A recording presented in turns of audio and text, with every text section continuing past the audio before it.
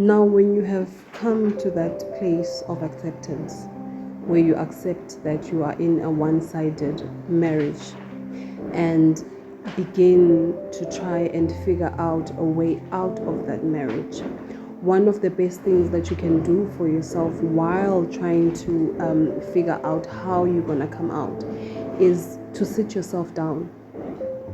Sit yourself down and take accountability for the part that you have played in your own victimization. This is something that we hardly ever talk about, but just because you are a victim, it doesn't mean that you don't have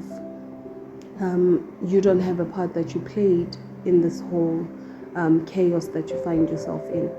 And by looking at yourself and figuring out the part that you played, it is then easier for you to heal. Because one of the mistakes that I've seen a lot of people make is that they want to blame their perpetrator for everything, and that causes them to be bitter. It causes them to want to revenge themselves, and that's not the best way to try and find healing.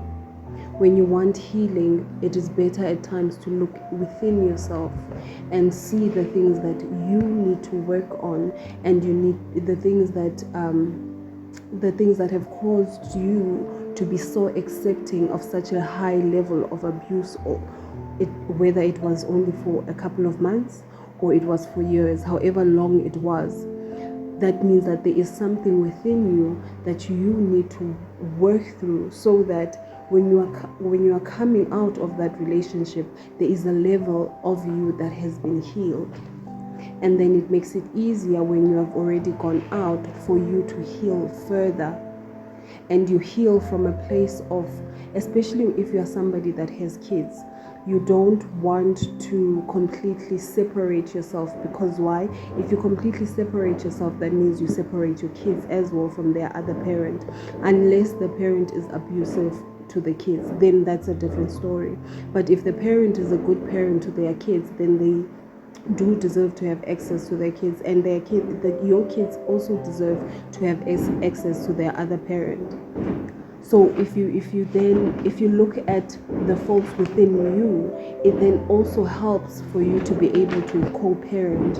Because why? You are not just pointing fingers on the other at your abuser, but you are also taking accountability for the fact that you've allowed such dysfunction to rule and reign within your life for such a long time.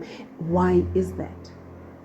What is it about you that makes it so easy for you to accept such treatment, or to be okay in such an environment? And what needs to change?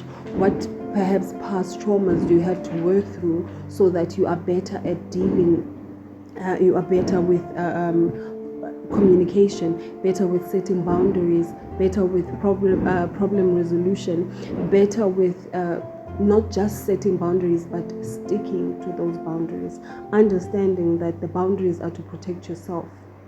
They are not to dictate how another person acts, but it is to protect your own sanity. So when you look at the things that cause you to lower your boundaries, why are you lowering your boundaries and allowing yourself to be in such a vulnerable situation where you are being taken advantage of? You deal with those things, and it doesn't only help you, but it actually helps that you become a better mother or a better father to your kids, not passing down such toxic traits to your children, but instead teaching them how to better manage their lives. Because why? You have taken the time to heal. And I feel like one of the biggest mistakes that we make is entering into marriage broken, where you find that the wife is broken, the husband is broken, and they come together and break each other further. So when you come out of such a marriage, you need to take the time to heal, not moving from such dysfunction into another relationship. There is no just wanting to prove that you are able to catch somebody else's attention.